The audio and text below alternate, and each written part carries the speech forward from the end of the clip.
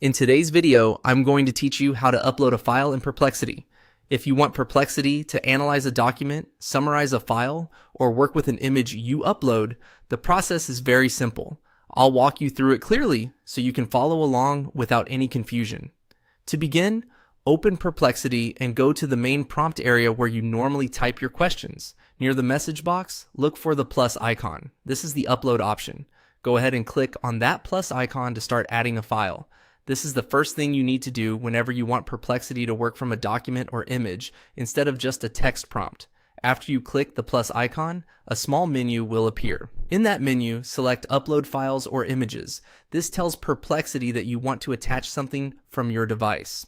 Once you choose that option, your file browser should open, allowing you to select the file or image you want to use. Make sure you choose the correct file before moving on, especially if you have multiple similar documents saved on your computer. Once your file has been added, the next step is to create your prompt.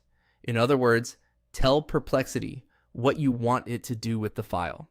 For this example, type "summarize this file." Keeping the prompt short and direct is a good approach, especially if your goal is just to get the main points quickly. If needed, you can always ask more specific follow-up questions afterward, but for now, this simple prompt is enough to get started. After your file is attached and your prompt is written, click on Submit.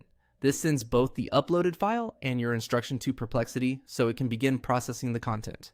Depending on the size of the file and your internet speed, it may take a moment for the response to appear. So just give it a few seconds.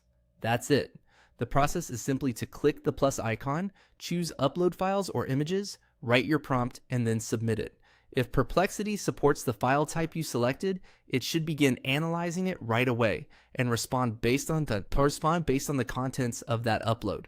This is a useful feature when you want quick summaries, insights, or help understanding a document without copying and pasting everything manually.